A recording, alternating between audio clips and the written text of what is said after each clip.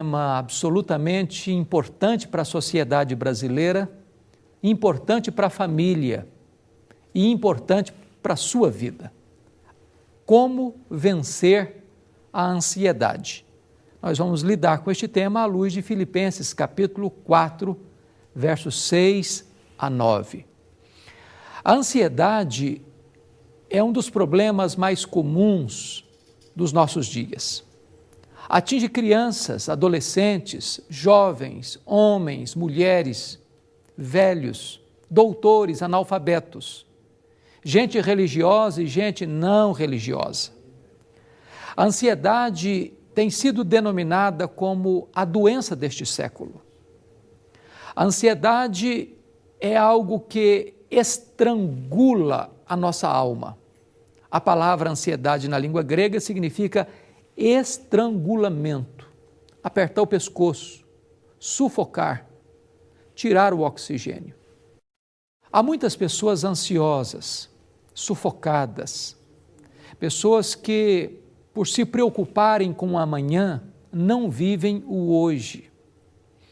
Pessoas que deixam de viver o agora por causa dos temores do que está pela frente nas curvas do futuro.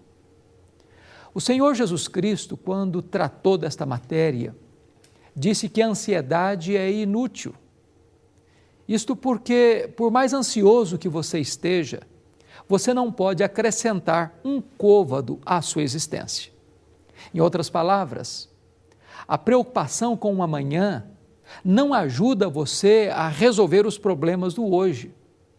Aliás, quando você se ocupa antecipadamente de um problema que ainda não está acontecendo, você esgota suas energias hoje e se porventura esse problema vier a acontecer, você já não terá mais forças para enfrentá-lo. Estatisticamente está provado que 70% dos assuntos que nos deixam ansiosos nunca vão acontecer. Então nós sofremos por eles desnecessariamente. E se vierem a acontecer, nós vamos sofrer duas vezes, talvez já sem forças e energias para enfrentá-los quando eles estiverem acontecendo na nossa vida. Consequentemente, a ansiedade é inútil. Ela não nos ajuda hoje, ela também nos atrapalha amanhã. Mas Jesus Cristo foi além e disse assim, que a ansiedade não é apenas inútil, ela também é prejudicial. Você não deve ficar preocupado com o que você vai comer, beber ou vestir. Até as aves dos céus, que não semeiam e nem colhem, são alimentadas por Deus. Os lírios do campo, que não colhem, não plantam e não colhem, se vestem com beleza, que nem Salomão, em sua glória, conseguiu vestir-se igual. Você é filho de Deus, você é amado de Deus, Deus cuida de você, Deus se importa com você. Então, a ansiedade, ela prejudica você, porque a ansiedade é você se ocupar de alguma coisa que ainda não está acontecendo e também coisas que você não tem controle. Você precisa aprender a descansar na providência de Deus, a colocar os seus olhos em Deus e não nas circunstâncias, a saber que todas as coisas cooperam para o bem daqueles que amam a Deus. A sua vida não é como uma tábua ou uma lasca de lenha jogada no mar e levada de um lado para o outro ao sabor das ondas. A sua vida não é uma folha solta carregada pelo vento. A sua vida não é governada pelo azar, nem pela sorte, nem mesmo por um destino cego. A sua vida está nas mãos daquele que está assentado no universo, na sala de comando do universo e controla os destinos da história. A sua vida está nas mãos do Deus vivo. Ele tem as rédeas da sua vida nas suas onipotentes mãos. Então, você se livra da ansiedade quando você descansa em Deus, quando você sabe que Deus está no controle, quando você entende que, embora as circunstâncias à sua volta sejam adversas e conspirem contra você, mesmo assim, Deus está no controle. Mesmo que você tenha perdido o controle, que as rédeas da sua vida estejam fora das suas mãos, mas as rédeas da sua vida continuam nas mãos do Deus vivo. Então descansa em Deus, aquiete a sua alma, sossegue o seu coração, serene a sua alma, entendendo que Deus tem cuidado de você. Lance a sua ansiedade sobre Deus, porque Ele tem cuidado de você. Agora, Jesus Cristo vai além e disse que a ansiedade, além de ser inútil e prejudicial, a ansiedade é um sinônimo de incredulidade. Jesus Cristo disse que os gentios que não conhecem a Deus é que se preocupam com todas essas coisas, que comeremos, que beberemos, com que nos vestiremos. Jesus disse, vós deveis antes buscar o reino de Deus e a sua justiça, e as demais coisas vos serão acrescentadas. Sabe por que você e eu ficamos ansiosos? É porque nós duvidamos de que Deus é suficientemente poderoso para cuidar da nossa vida. Nós duvidamos de que Deus é bom o suficiente para tomar conta de nós nas nossas angústias e necessidades. A ansiedade não é apenas uma doença, a ansiedade é um pecado. É um pecado de incredulidade. É um pecado de não confiar plenamente na providência divina. Agora, a grande pergunta é, como você vence a ansiedade? O apóstolo Paulo tratou desta matéria na sua carta aos Filipenses. E ele oferece-nos o remédio para a cura desta doença e a solução para este pecado. Como é que você vence a ansiedade? Paulo diz assim, não andeis ansiosos de coisa alguma. Em tudo, porém, sejam conhecidas diante de Deus as vossas petições pela súplica, pela oração, com ações de graças. E a paz de Deus, que excede todo o entendimento, guardará o vosso coração e a vossa mente em Cristo Jesus. O que é que Paulo está recomendando aqui para resolver o problema da ansiedade? Ele está dizendo que você deve pedir a Deus, que você deve suplicar a Deus, que você deve orar a Deus, que você deve dar graças a Deus. Vamos entender algo importante aqui. A palavra oração que aparece nesse verso 6 do capítulo 4 de Filipenses é a mesma palavra para adoração. Então Paulo está falando três coisas. Súplicas e petição são sinônimos. Ele está falando então de adoração, de súplica e de ações de graças.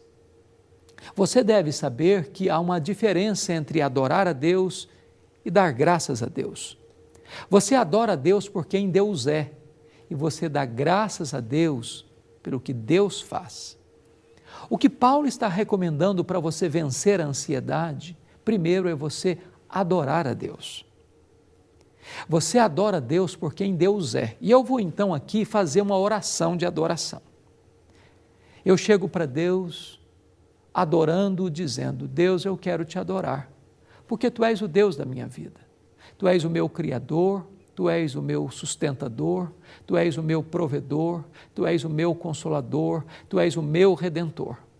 Eu quero te adorar porque Tu és o Deus autoexistente, o Deus imenso, o Deus infinito, o Deus eterno, o Deus imutável, o Deus onipotente, o Deus onisciente, o Deus onipresente, o Deus soberano, o Deus bom, fiel, misericordioso, verdadeiro, o Deus compassivo, rico em misericórdia, que tem prazer em perdoar.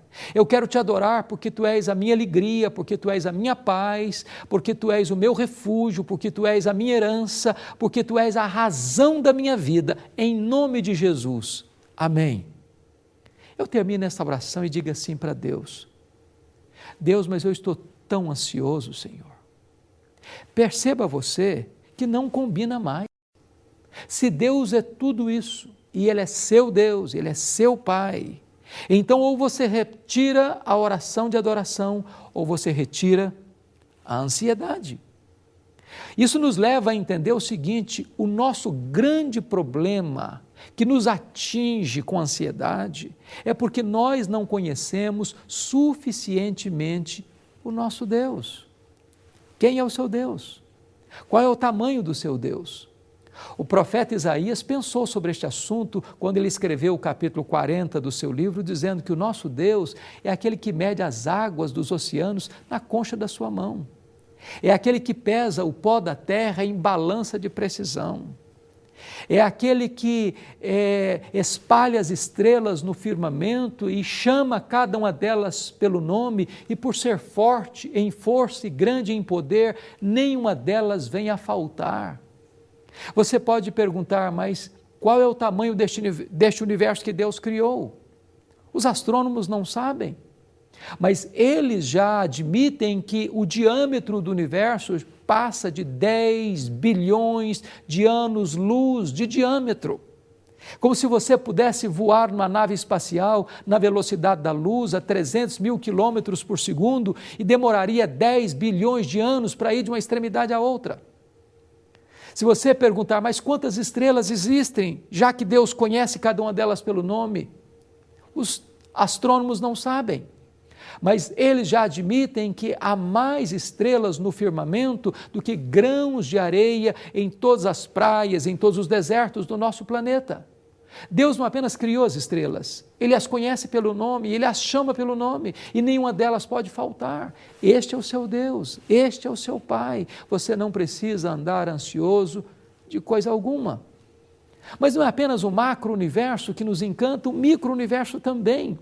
Se você pegar uma folha fina e delgada no seu jardim, esta folha é mais complexa do que a cidade onde você mora. Se você pegar uma gema de ovo que você coloca numa frigideira para tomar uma refeição, ela é mais complexa do que qualquer máquina que o homem jamais inventou. Você é um ser programado por Deus, com 60 trilhões de células vivas, onde em cada uma delas tem 1,70 m de fita DNA, onde estão gravados e computadorizados todos os seus dados genéticos. Este é o seu Deus. Não ande ansioso de coisa nenhuma.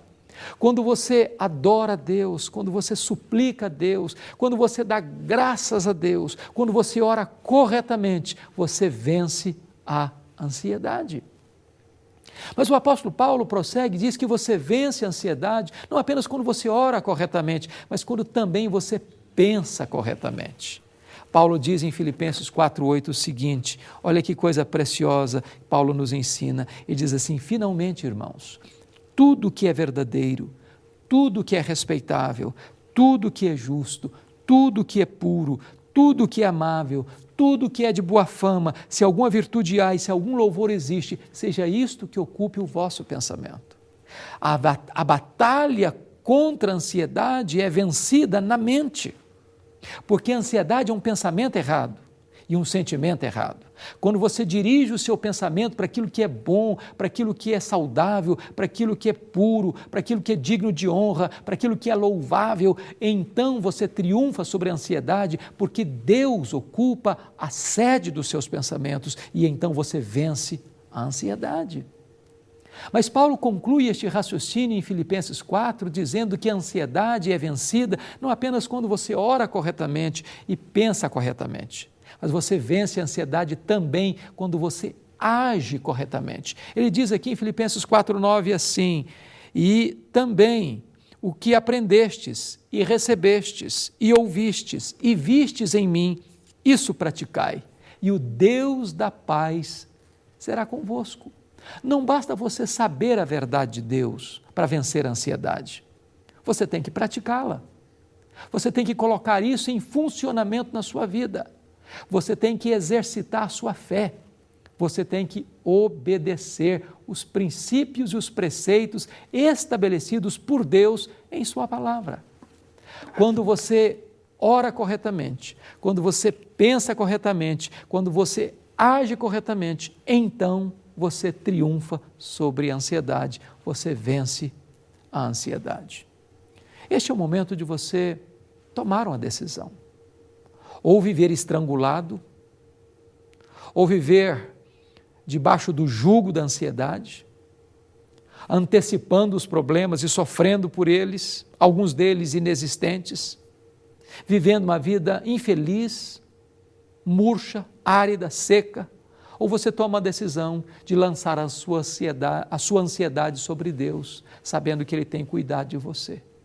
Ou você toma a decisão de viver livre, porque você aprendeu a orar corretamente, a pensar corretamente e a agir corretamente.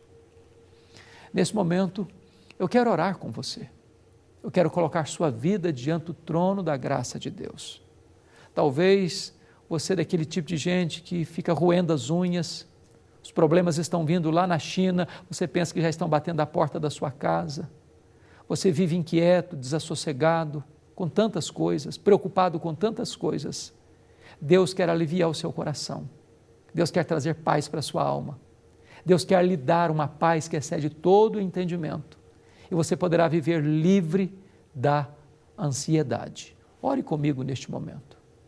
Deus querido, muito obrigado pela Tua palavra, porque ela nos ensina o caminho da libertação da ansiedade. Em vez de ficarmos estrangulados pela ansiedade, nós podemos receber esta sentinela divina que guarda a nossa mente e o nosso coração, a nossa razão e o nosso sentimento, que é a Tua paz, a paz que excede todo o entendimento. Deus, inunda o coração daqueles que nos assistem neste momento com a Tua doce paz, com a Tua gloriosa paz, com esta paz que excede todo o entendimento. E dá vitória, Senhor, a todos aqueles que nos assistem sobre este mal avassalador que é a ansiedade. E nós então viveremos de uma maneira bonita, gostosa, livre, abundante, para o louvor da Tua glória, em nome de Jesus. Amém. Eu sou o caminho, e a verdade, e a vida. Ninguém vem ao Pai senão por mim. Na mensagem de hoje,